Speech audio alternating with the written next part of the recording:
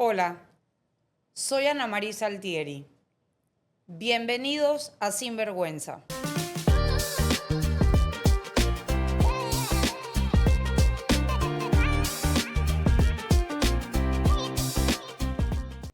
Hoy en Sinvergüenza nos sentamos a conversar con un ser humano que es testimonio vivo de que se puede perder todo, menos la fe. Ricardo Fábrega, gran amigo, casi hermano, hombre íntegro y resiliente, nos abre su corazón para contarnos cómo su vida dio un giro inesperado al enfrentar litigios legales que lo llevaron de vivir con comodidad y estabilidad a tener que ver cómo embargaban muchas cosas de su casa sin aviso previo. Lo impactante no es solo lo que ha vivido, sino cómo lo ha vivido. Porque a pesar de todo, Ricardo nunca ha dejado de irradiar paz. Si ha sido su escudo y su motor es la paz. Y hoy queremos conocer más allá de ese caso judicial. Queremos conocer a Ricardo, el niño que fue, al hombre que eligió creer incluso cuando la vida parecía empujarlo al abismo. Así que con esto te doy la más cordial de las bienvenidas, Ricardo.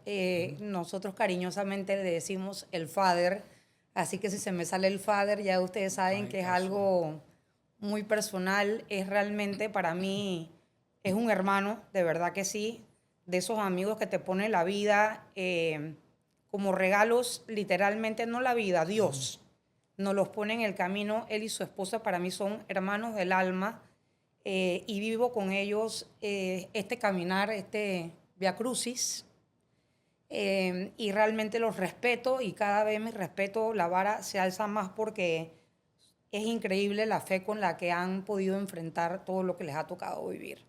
Entonces vamos para crear un poquito de contexto, Ricardo, y que la gente te conozca. Cuéntame un poquito de tu infancia y de tus años de adolescencia. Bueno, yo soy el mayor de tres hermanos. Nazco en una casa donde mi mamá es devota firme.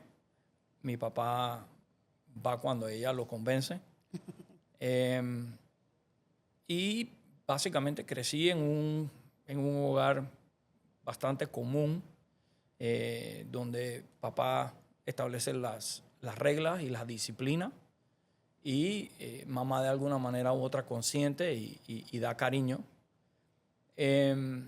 Y en esa infancia, después de haber sido hijo único por 6 años y tanto, nacen mis dos hermanos uno detrás del otro. Mi hermano nace con algunos temas de salud y pues mi casa se vuelve un poco caótica. Y dentro de todo el tejemeneje de los niños, los doctores pues, y todo ese tema, a mí me mandaron a un intercambio a los 8 años a Filadelfia. Y es un evento de esos que uno olvida y después cuando uno comienza a sanar, sale a flote de una vez, ¿no? Como una experiencia que te marca. Y la realidad es que de allí, pues, una adolescencia relativamente normal, medio rebeldística. Conocí a los vicios tempranito. Fumaba desde temprana edad, tomaba desde temprana edad. Y vivía en esa, digamos, en la adolescencia vivía esa rebeldía constante de aquel niño atrapado entre dos mundos distintos, ¿no? Un mundo en donde tienes unas amistades que quizás son un poco más grandes que tú en edad y no te identificas, y tienes otras amistades que quizás no son de tu mismo círculo, pero con las que sí te identificas. Y entonces migras entre una y la otra y genuinamente como que nunca formas parte de ninguna de las dos. Y todo eso fue desencadenando para acabar, pues yo me gradué del Colegio Javier a los 16 años y 3 meses. Y antes de cumplir 17 ya estaba en la universidad. Cumplí 17 años sentado en Kitty's, en Catholic University en Washington. Y la realidad es que, en retrospectiva, jamás hubiera ido a la universidad a esa edad, no estaba listo. Y tenía un montón de temas internos, producto de cómo crecí, que eventualmente explotaron todos. Y antes de cumplir los 18 ya estaba acá, diagnosticado con depresión, ansiedad, medicado, etcétera, como muchos niños, adolescentes, que quizás no tuvieron la fortuna que tuve yo de tener una mamá que quizás sabía que algo estaba raro conmigo e insistió en llevarme, y no tuvieron ese ángel, ese amigo que tuvo las agallas de llamar a mis papás y decirle o se lo llevan o se lo llevan, ¿no? Sí, antes de que una desgracia hubiese pasado. Es correcto. Claro, sí, así mismo es. Y realmente lo que mencionaste de que a los 8 años fuiste mandado a un intercambio a los Estados Unidos, eras un niñito. Yo no me puedo imaginar, o sea, entiendo el punto de que tus papás estaban lidiando con cosas importantes y difíciles con tu hermano, pero a la misma vez no me puedo imaginar como madre mandar a un hijo mío tan chiquito a un intercambio. Tiene que haber sido una experiencia extremadamente fuerte que debe haber dejado secuelas muy fuertes. Sí, pero te digo que dentro de todo, yo creo que nosotros nos ponemos muchos límites como personas y de alguna manera u otra nuestras mamás saben de qué somos capaces. Exacto. Y hoy en día, viendo dónde estoy y todo lo que he vivido, yo entiendo a mi mamá. O sea, mi mamá no me mandó a mí a un lugar en donde ella pensaba que yo no iba a salir adelante. Que ibas a correr riesgo. Así es. Exacto. Y la realidad es que en ese momento, a esa edad y con ese grado de madurez, obviamente a mí me afectó, digamos, en la parte de la autoestima y demás, 100%. Pero a la vez, hoy en día, uno envía a sus hijos a colegios como el Brother o la Academia o la ISP, y tiene niños que son genuinamente bilingües, y yo tuve la fortuna de ser genuinamente bilingüe a pesar de que yo no fui a ninguna de esas escuelas, yo no tomaba clases en inglés, precisamente por experiencias como esa, ¿no? Donde o aprendes a sobrevivir en una escuela que no es la tuya, donde tú eres el latino y nadie te va a hablar en español. O sea que al final yo aprendí a resolver rapidito gracias a esa experiencia y la realidad es que hoy en día yo soy producto de ese cúmulo de experiencias, por lo que, como digo siempre, yo no cambiaría nada de lo que he vivido porque precisamente por todo lo que he vivido estoy aquí. Por todo lo que has vivido eres el hombre que eres hoy. Así es. Así es. Ok, cuéntame entonces luego de que culminas tus estudios universitarios, que te gradúas en ingeniería, regresas a Panamá, luego sé que te vas en CAE, haces maestría, ya casado con Carla, luego regresan a vivir a Panamá y entonces empieza tu vida laboral y cómo te empieza a ir. Yo me voy en CAE, regreso y hago lo que yo llamo un doctorado en la Universidad de la Zona Libre de Colón. Una experiencia espectacular. Le debo mucho a mis maestros, Julio Vázquez, entre ellos. La verdad es que aprendí un montón en Zona Libre. Nidal Wackett, por ejemplo, excelente maestro. Pero eventualmente, pues, la vida te va poniendo zancadillas.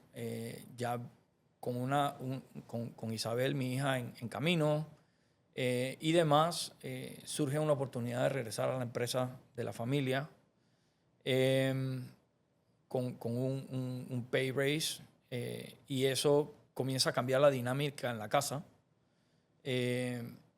Uno comienza a tener más cosas. Yo creo que la juventud de hoy tiene esta desesperación, esta impaciencia por independencia, por poderse mantener solos, por tenerlo todo. Y yo no era ajeno a eso, yo también quería tenerlo todo. Pero la realidad es que esa carrera me hizo no valorar o no darle la importancia genuina a todo lo que sí tenía a mi alrededor, sino más bien siempre estar pensando en lo que no tenía, lo que me faltaba, etc.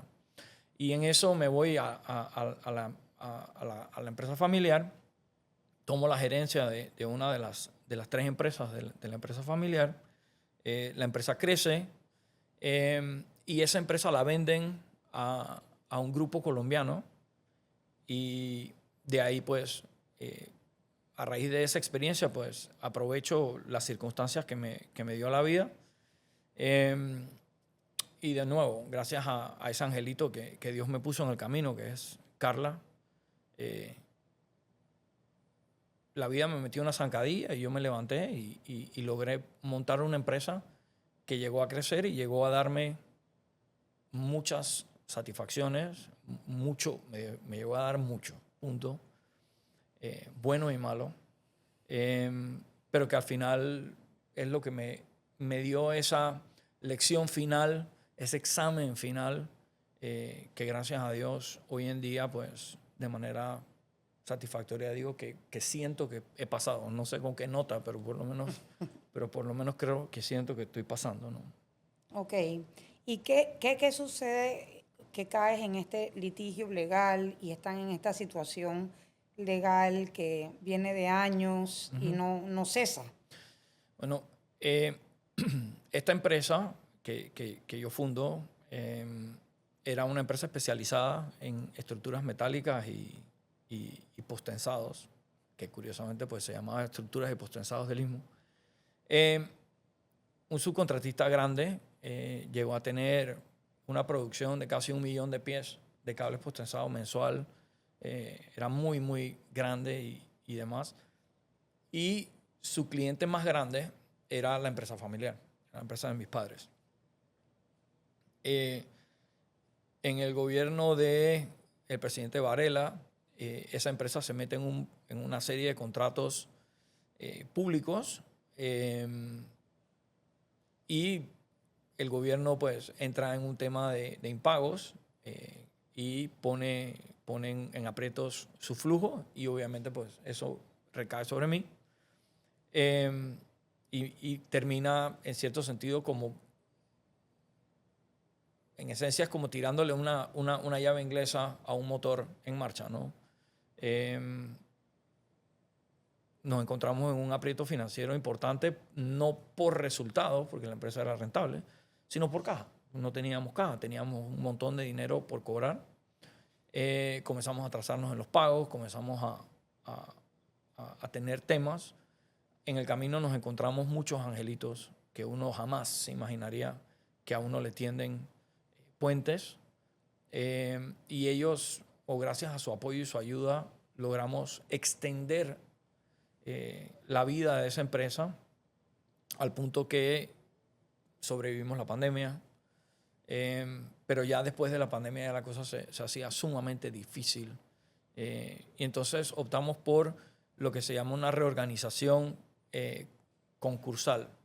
Es una ley de 2016, muy poco utilizada, y nosotros fuimos la primera empresa de servicio que nos acogimos a, siguiendo mucho lo que usó Félix B. Maduro cuando ellos se acogieron a eso de primeros.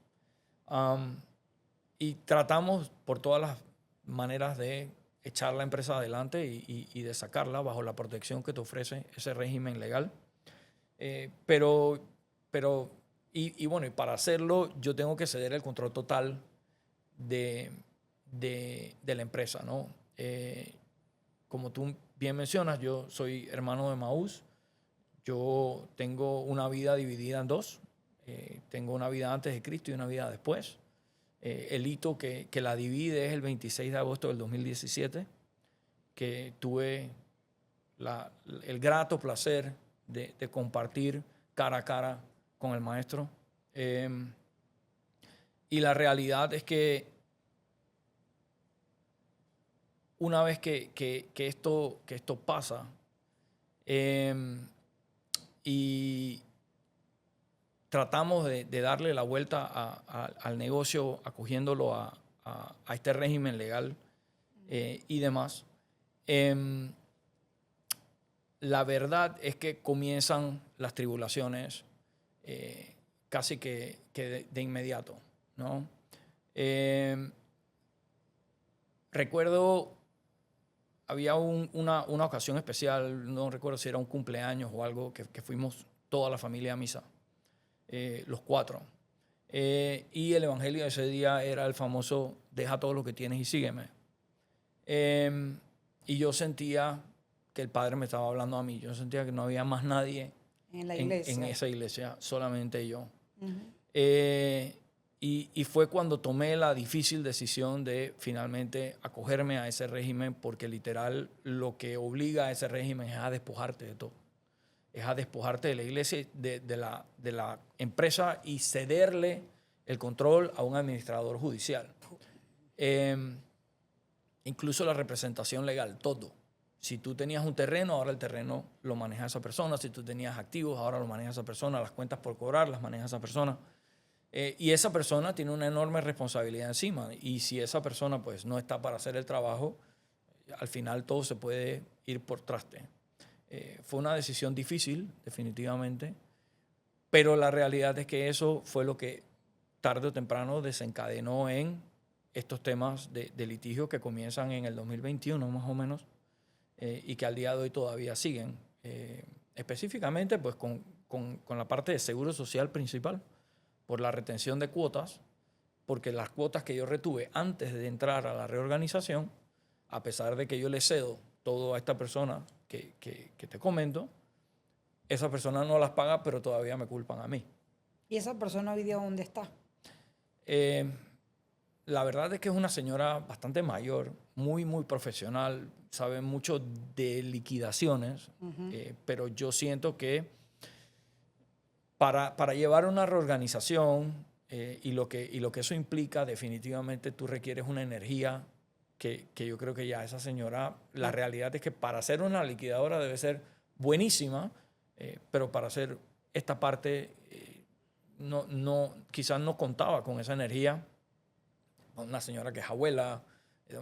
Entonces al final yo creo que dentro de todo Dios la puso en mi camino igual, porque igual aprendí de ella. Yo aprendo de todo el mundo con el que me cruzo. Aprendí mucho de la señora, no creas.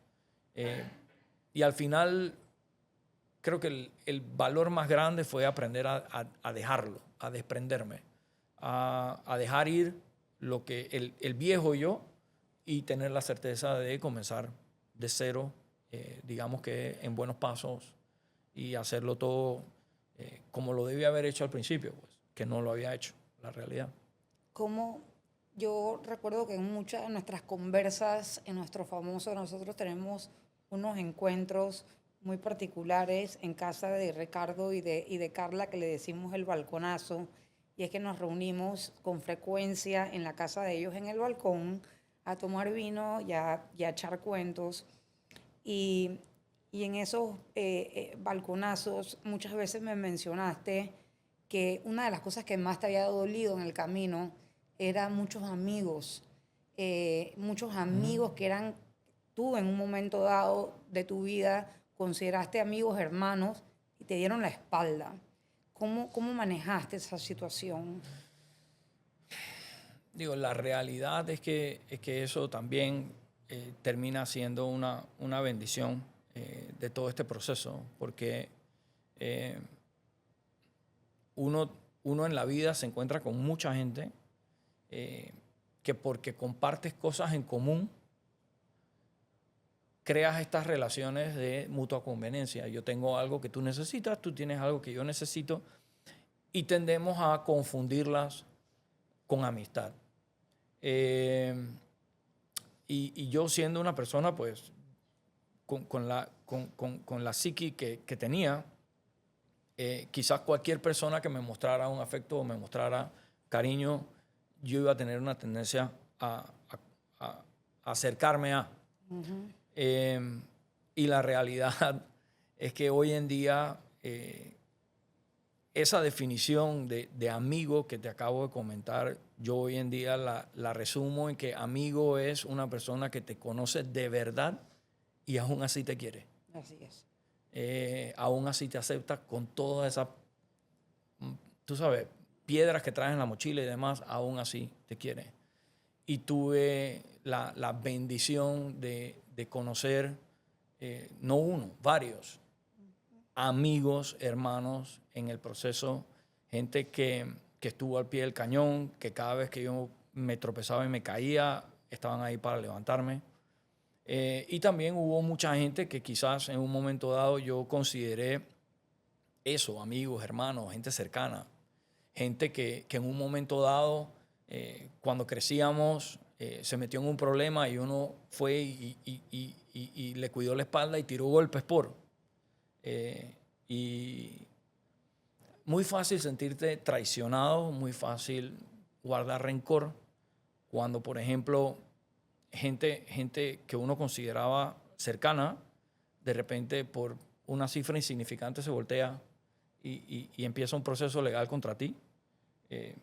Pero la realidad es que yo no sé yo qué hubiera hecho si yo estuviera del otro lado de la mesa. Y es muy fácil juzgar y como quien dice, sentirse que uno tiene la loma moral o que uno tiene el moral high ground. Pero la realidad es que cada uno es responsable de lo que uno decide y demás. Y lo que yo controlo es cómo yo reacciono, no cómo esas personas actúan o cómo ellas o las decisiones que ellas toman. Y si algo recuerdo de ese día, curiosamente, es estar en el baño cuando me dicen que abajo hay un alguacil y fiscales que vienen a hacer uno de esos embargos. Y nunca voy a olvidar la canción que estaba escuchando, que es de Hillsong United.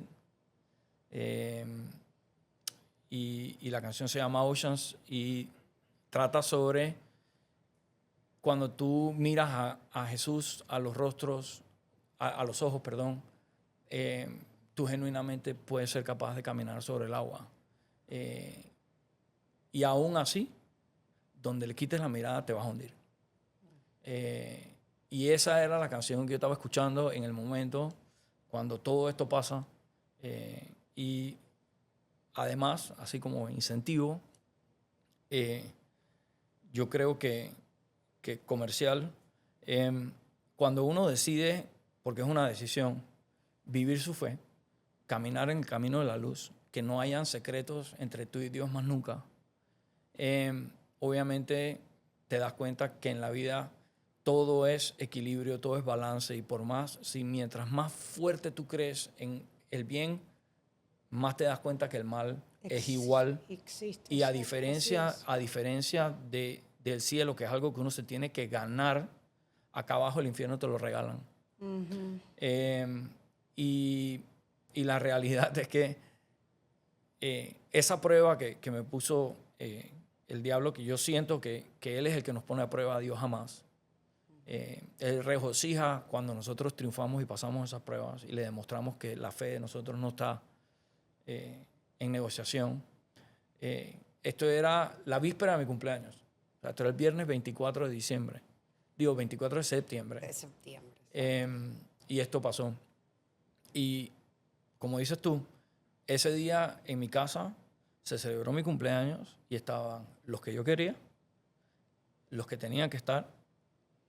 Y yo de verdad ese día sentía que yo no me faltaba absolutamente nada. Entonces la realidad es que era feliz, cosa que quizás cuando tenía mucho más, nunca fui. Sí, recuerdo ese día perfectamente bien. Gracias, eres Tú te acuerdas, yo no. Sí, Roy, me lleno de emoción porque, bueno, hemos caminado este camino Sí.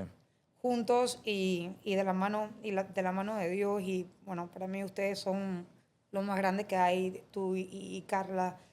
¿Qué mensaje tú le podrías mandar a una persona que ahorita se encuentre sumergida en un problema y que no haya tenido ese encuentro con Jesús, o que tal vez sí lo haya, sí, o sea, hay mucha gente que yo veo, Ricardo, y lo hemos hablado muchas veces tú y yo, que han tenido el encuentro o dicen tener el encuentro con Jesús, pero realmente no le abren su vida a Jesús, no se entregan de verdad. Entonces siguen viviendo estas vidas desordenadas y en caos. ¿Cómo tú lograste ese equilibrio? ¿Qué mensaje tú le mandas a esos que pueden? Jesús siempre nos espera. Yo, yo quizás tuve la suerte de haber intentado todo, quizás, todo lo equivocado en búsqueda de ser feliz. Y cuando yo acepté, después de 6 intentos de mi madre, ir a Emmaús, no solo el encuentro con él fue instantáneo, sino que la paz y la felicidad fueron instantáneas. Y todo lo que yo llevaba 43 años buscando, en un segundo lo encontré. Todas las respuestas a todas las preguntas que yo alguna vez había hecho, todas eran él. Y la realidad es que nosotros como hombres, que yo de verdad siento que allá afuera hay un montón de gente con indicios o ya desarrollos de depresión y de ansiedad y de demás, que callados se lo aguantan, porque tristemente muchas veces la vida es como una competencia.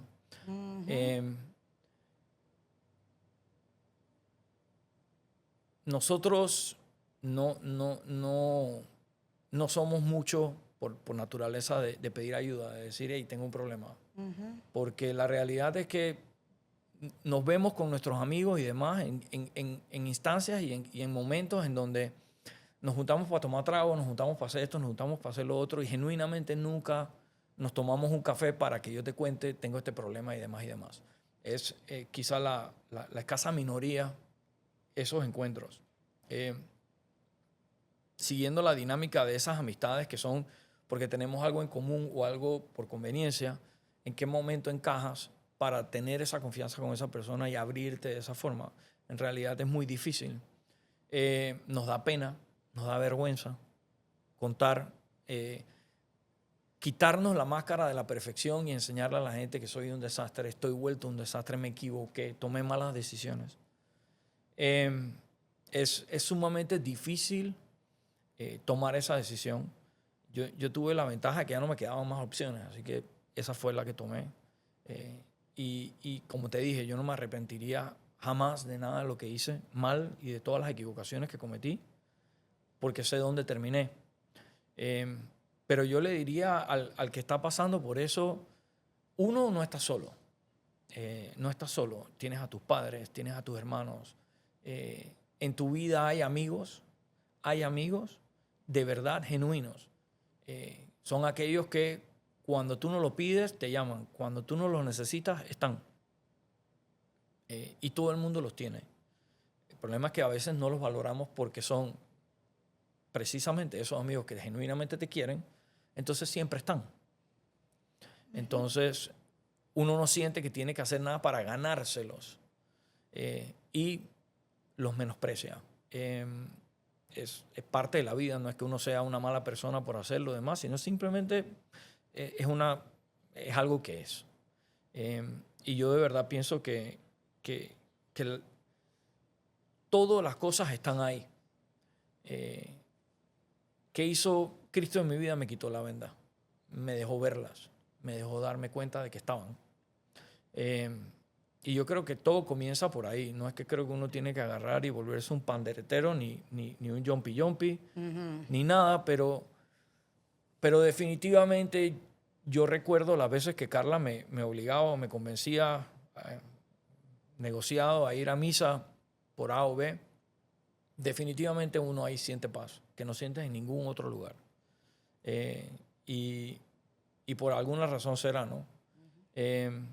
Y yo comenzaría por hablar, por sacarme el peso y demás. Yo nunca había ido a un santísimo, nunca había rozado un rosario, nunca había hecho nada de esas cosas hasta que caminé en Emmaús. Y la verdad es que ese es el mejor banco que hay en el mundo. Sí. Un santísimo es el mejor banco que hay en el mundo. Tú llegas con todos tus problemas, los depositas y te dan, en cambio, 1 a 1, paz. A veces incluso 2 a 1. Sí. Y te vas de ahí con una paz que no es, como digo yo siempre, a una persona que no tiene fe, yo no se lo puedo explicar. Y a una persona que la tiene, no tengo que explicárselo. Sabe exactamente a lo que me refiero. Es la misma cara que me acabas de poner tú. Yo sé lo que es. Entonces, yo le diría a una persona que está pasando por algo similar o por algo diferente, pero igual que lo tiene, que le roba la paz, lo tiene ansioso. Uno, busca a alguien con quien conversar y desahógate. Busquen ayuda. A veces uno se ahoga en un mar de problemas cuando en realidad uno no se da cuenta que el agua te da a los tobillos. Simplemente porque tienes amigos banqueros, no hablas con ellos. Tienes amigos abogados, no hablas con ellos. Tienes amigos doctores, psicólogos, no hablas con ellos. Porque te da pena. Pues te da Entonces, pena. la realidad es, uno termina quedando mal, puedes tener problemas de salud, demás, puedes tomar una decisión estúpida, ¿no? Y yo me pregunto esa conversación con el jefe ahí arriba, cómo hacer cuando tú llegas allá antes de tiempo y te preguntas, ¿tú qué haces aquí? Y dices, bueno, es que me da pena preguntarle a un amigo o algo, así que tomé esta decisión. Yo creo que al final uno debe no creer lo que tu mente te dice, porque tu mente te traiciona. Es solamente haz lo que te dice el corazón. Habla con alguien, desahógate y busca ayuda. Y al final, lo peor que puede pasar es que nadie te la dé. Ahorita que acabas de decir eso, yo acabo de repostear, perdón, algo de un podcast que veo porque me ha llamado poderosamente la atención, un podcast colombiano que se llama Los hombres sí lloran.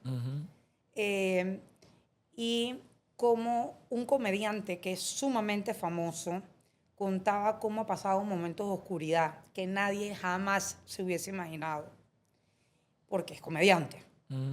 Entonces él decía que una frase que se me grabó de todo el podcast era de cómo la mente está matando el cuerpo. Y que cómo nos debemos de cuidar. Y una de las cosas que tú dices y que quiero rescatar y con el mensaje que quiero que mucha gente se lleve es, número 1, de que Dios siempre está ahí y siempre está esperándonos. No importa qué hayamos hecho. Si llegamos arrepentidos, buscando consuelo, buscando ese amor de padre, Él está ahí.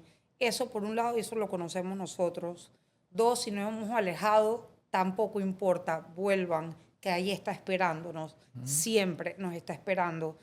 Y tercero, sumamente importante, valorar a la gente que tenemos alrededor, que sí nos quiere bien y que nos ayudan en nuestros momentos más difíciles. Esas son las personas que realmente nos quieren y nos quieren bien. Y no esperes hasta que llegue un momento donde estés completamente solo y que hayas perdido todo eso en el camino para darte cuenta qué bobo o qué boba, qué estúpido o qué estúpida fui. 100%. Y ya es too late. 100%. Yo eso lo he aprendido ahora. Hay que decirle a la gente, te quiero. Hay que decirle a la gente, hay que abrazarla, hay que ser cariñoso, hay que mostrar afecto. Uno no sabe el poder de un abrazo, el poder de un te quiero, el poder de un te perdono, el poder de un perdón, el poder de un gracias. Yo estoy seguro que más de la mitad de los matrimonios hoy en día todavía estarían juntos si se supieran decir perdón, gracias y te amo más a menudo. Y yo te tengo que dar las gracias a ti y a Carla hasta que me lleno de emoción porque en momentos muy duros que he pasado los últimos años, es ahí donde he ido a refugiarme y ustedes han sido un sostén demasiado importante y tú me has hablado como hombre y me has dicho muchas veces y me has hecho ver lo que yo soy o lo que tú ves en mí como mujer. Y te lo quiero agradecer públicamente porque realmente han sido increíbles. Y te lo quiero realmente agradecer. Así que No hay nada que agradecer. no, tú sabes en qué condiciones he llegado y bueno, tus palabras siempre han sido de aliento y de decir, bueno, Marisa, mírate al espejo y mira al mujerón que eres cuando ni yo mismo lo creía. Así que sí tengo que agradecerlo. Bueno, y con esto has hablado mucho de tu fe, pero también de un amor terrenal que ha sido clave en tu historia, como lo es tu esposa. ¿Cómo describirías el papel que ha tenido ella en tu vida, especialmente en este proceso? Yo creo que a todos ya nos queda súper claro de que ha sido el pilar fundamental en todo esto. Ha sido una mujer extraordinaria. Como tú, ¿qué mensaje le mandarías a Carla en este momento? Yo lo primero que le diría es gracias. Muchas veces yo honestamente, yo mismo me hubiera metido a mí una patada y me hubiera botado a la casa. Y ella, sin merecerlo, nunca se rindió. Y la verdad es que yo cuento un testimonio y yo siempre digo que cada vez que a mí la vida me rompía como una taza, me rompía en 1000 pedazos, ella era la goma que me pegaba otra vez y otra vez y otra vez y otra vez.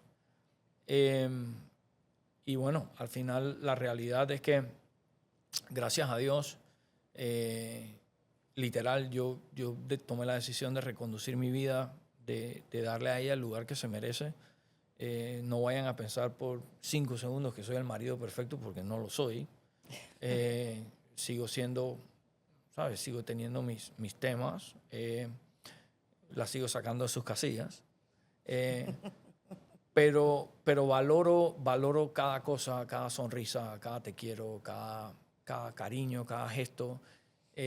Yo solía ser el típico marido que no le da el lugar a su mujer que se merece, ni el respeto que se merece, ni el valor que se merece. Al final del día, dichoso el hombre que tiene una buena compañera a su lado, y yo tengo la mejor de todas. Y la verdad es que yo creo que lo que le diría a mi mujer es no cambies.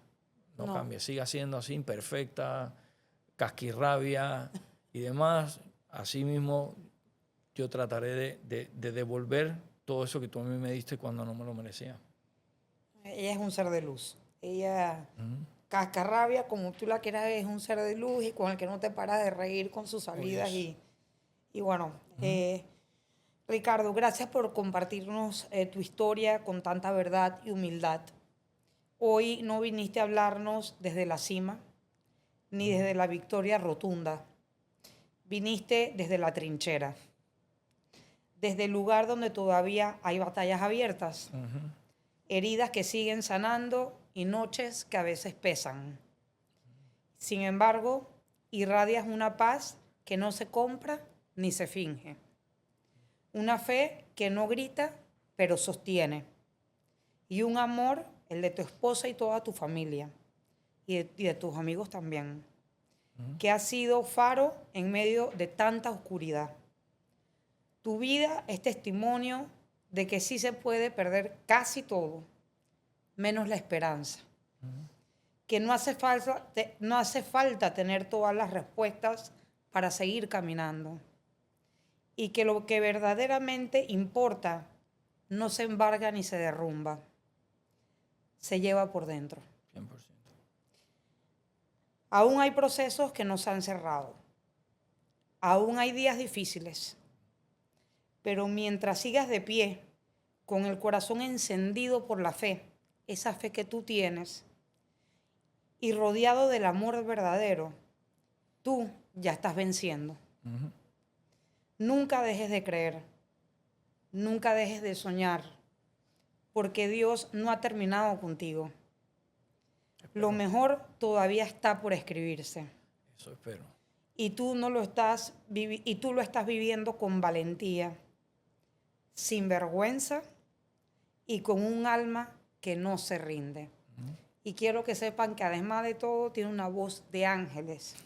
Y hoy día canta en todas las misas, así que los invito a que vayan a la hora santa los jueves en San Lucas, en Costa del Este, y verán el espectáculo que es escucharlo cantar a Dios al lado de sus amigos de verdad. Y es realmente un regalo del cielo. Y con esto los dejo para el próximo episodio. Gracias. Gracias a todos por ver Sinvergüenza Podcast. No olviden suscribirse a YouTube y Spotify para ver más episodios.